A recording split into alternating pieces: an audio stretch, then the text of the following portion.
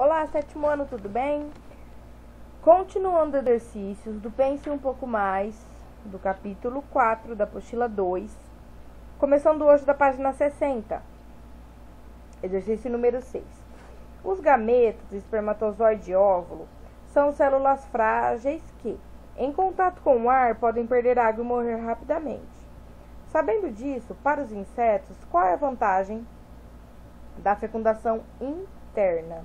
Fecundação interna é quando é colocado dentro do corpo da fêmea, né? O espermatozoide. Então, não fica em contato com o ar, tá bom? Então, qual é essa vantagem para os insetos? Bom, pessoal, como a maioria dos insetos é terrestre, a fecundação interna evita a desidratação dos gametas, tá? Porque se ele ficaria em contato com o ar, ele iria perder água, né? E não pode perder tanta água, né? E aí ele iria desidratar. E isso é uma adaptação à vida terrestre, tá bom? Então, a fecundação interna é uma adaptação à vida terrestre para os gametas não morrerem logo. 7. Um estudante afirmou que as cigarras estouram de tanto cantar e que por essa razão que se encontram tantas cascas desses insetos na natureza. Você concorda com essa afirmação? Justifique sua resposta. Pessoal, eu falei na aula, né? Não, pessoal, de jeito nenhum. As cascas que a gente encontra na natureza não são de cigarras mortas. São exoesqueletos abandonados depois para a cigarra fazer a muda, tá? Então, na verdade, ela vai trocar o exoesqueleto, ela vai crescer, produzir o esqueleto novo. Ela não estourou de tanto cantar, não, tá bom? Número 8. A cor de algumas lagartas tem relação com o ambiente em que elas vivem. Lagartas que comem folhas, por exemplo, são verdes. Que vantagem essa característica traz para essas lagartas? Serve de camuflagem, né, gente? Então, confere proteção contra predadores. Ela fica ali meio escondida, né? Da mesma cor do ambiente, ela vai dar uma escondidinha ali. 9. O caranguejo da figura baixa, conhecido como Bernardo, eremita ou paguro. 1 a 4 centímetros de comprimento. Ele costuma viver dentro de conchas vazias, ó, tá vendo? Um caranguejinho aqui, uma concha. Conseguindo proteção para seu abdômen que não tem carapaça. Na segunda foto, pode-se ver que o caranguejo colocou várias anêmonas sobre a concha, ó. Então, ele tá aqui escondidinho e aqui tem vários anêmonas. Letra A. A anêmona é beneficiada porque tem seu campo de alimentação ampliado quando o paguro se locomove e leva a concha. Então, ele leva com ele, né, as anêmonas. Além disso, pode ingerir os restos de alimentos do paguro. Mas que vantagem a presença da anêmona sobre a concha traria para o paguro? Lembra que a gente estudou que a anêmona tem aquelas células urticantes que queima, né? Ela queima. Lembra lá no filme do Nemo que ele dá choque, né? Que para ele não, mas para outros animais a anêmona dá choque. Então essas células urticantes, ela serve para afugentar possíveis predadores do caranguejo, né? Para deixar ele mais seguro, tá bom? Como se chama esse tipo de associação em que dois animais de espécies diferentes são beneficiados?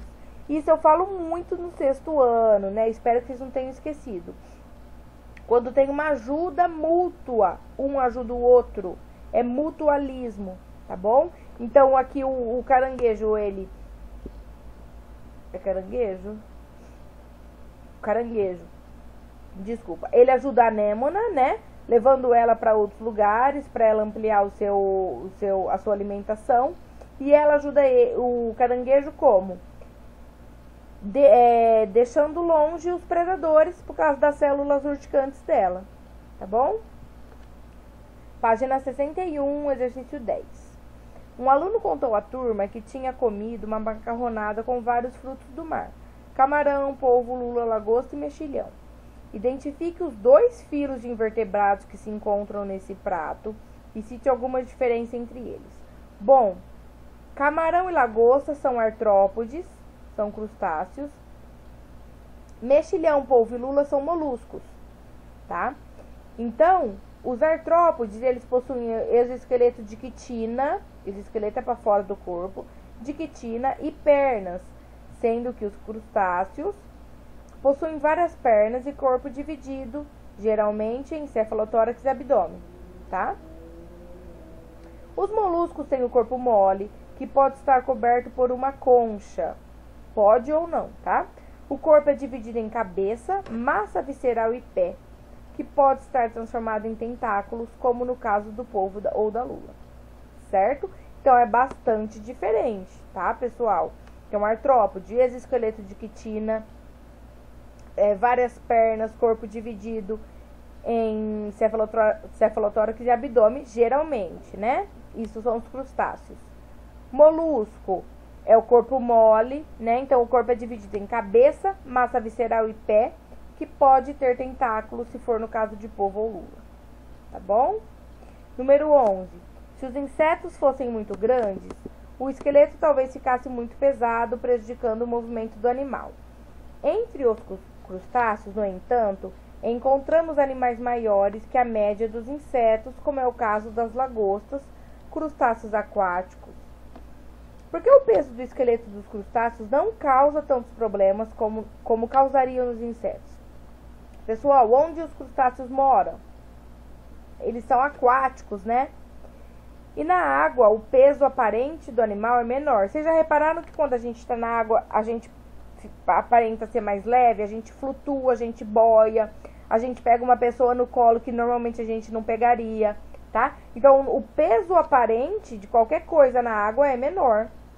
Por isso que os crustáceos aguentam um esqueleto mais pesado, que o inseto não aguentaria. Por quê? Porque ele tem vida terrestre, ele voa, né?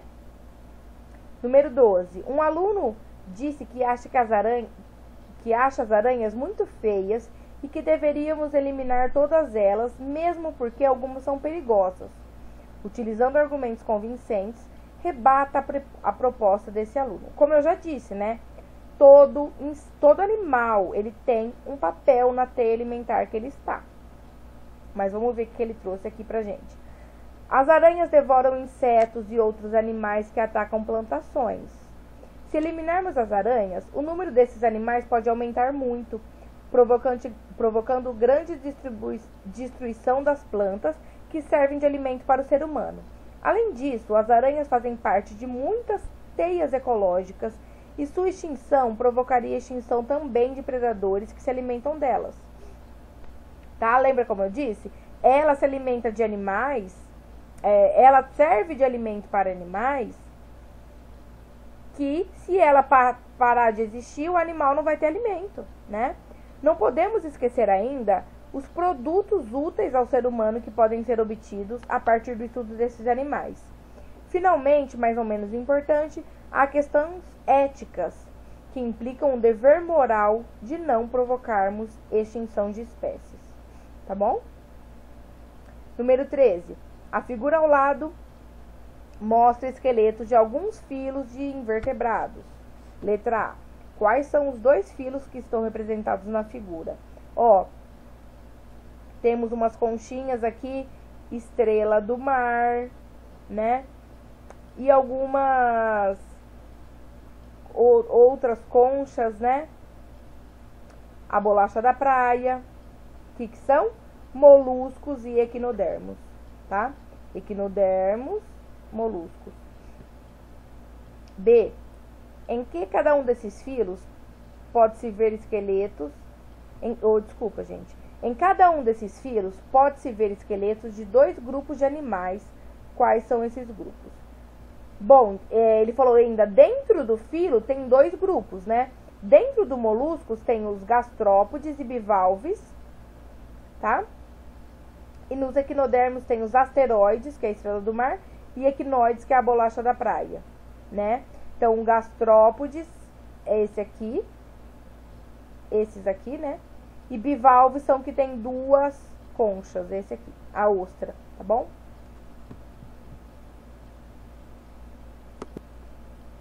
Vamos então tentar acabar, né, pessoal, na página 62, senão fica só isso aqui para aula que vem. Número 14, página 62. Por muito tempo, as lontras que viviam em meio às grandes algas pardas das costas da Califórnia foram caçadas por causa de sua pele. À medida que a população de lontras diminuía, aumentava-se a de ouriço do mar. A quantidade de algas pardas também se reduzia. Com a proibição da caça às lontras, o número delas voltou a aumentar, e as algas cresceram novamente. Com as algas vieram moluscos, peixes, camarões e outros animais aquáticos. Como você explica o aumento ou a diminuição, em cada situação, da população de ouriço de mar e de algas? Bom, se quando a lontra começou a diminuir, aumentou o ouriço de mar, o que quer dizer? As lontras comiam ouriço de mar, né? E os ouriços, aí começou também a diminuir a quantidade de alga, né? Então, que quer dizer que os ouriços comiam as algas pardas, né? Então, com a diminuição das lontras devido à caça, o número de ouriço aumentou e por isso a quantidade de algas também diminuiu, né? Diminuiu a quantidade então de lontra e de alga, né? O ouriço aumentou, por quê? Porque parou de ter lontra que comia ele, né? E aí aumentou de ouriço, aumentou de alga. Com a proibição da caça, o número de lontras aumentou e com isso o número de ouriço diminuiu. Consequentemente, a quantidade de algas pardas aumentou, tá? Então, por isso que a gente não pode interferir, tem que deixar o ambiente por si só se equilibrar, porque ele se equilibra, tá? 15. A maior parte dos animais apresenta simetria bilateral, isto é, seu corpo pode ser dividido em duas partes simétricas, direita e esquerda. Isso garante o equilíbrio e diminui a resistência do ar ou da água ao movimento. Alguns animais aquáticos promovem uma corrente de água ao seu redor e capturam algas, protozoários e outros seres que flutuam. A simetria da maioria desses animais é radiada ou radial. Seu corpo pode ser dividido em vários planos de simetria dispostos em raios. Essa forma é vantajosa para um animal séssil, que é fixo, né? Ou com pouca mobilidade, pois ele pode entrar em contato com o ambiente em várias direções.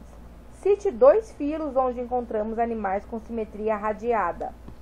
Já estudamos, são equinodermos e equinidários. Pessoal, vocês entenderam que a simetria radial, o corpo é dividido em vários planos, tipo em raios. Lembra da estrela? Pensa na estrela do mar.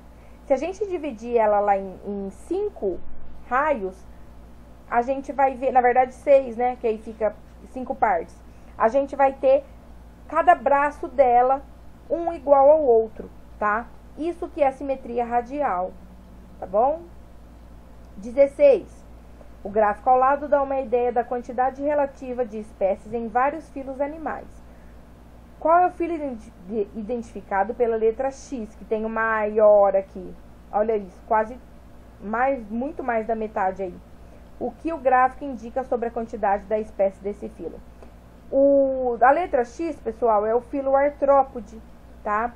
E isso indica, o gráfico indica que ele compõe o maior filo de animais existentes, tá? Por quê, pessoal? Porque tem os insetos aqui dentro. Os insetos é a maior classe de animais que tem, tá? É muito numerosa, tá bom? E os insetos está dentro do filo dos artrópodes, né? Não só inseto, né? Tem vários, tem aranhas, escorpiões, né? Mas o inseto é um grupo muito numeroso. Pessoal, acabamos então a apostila 2, finalmente. Próxima aula começamos a 3. Qualquer dúvida, vem falar comigo. Marca devolvido lá pra mim. Um beijo, até mais. Tchau, tchau.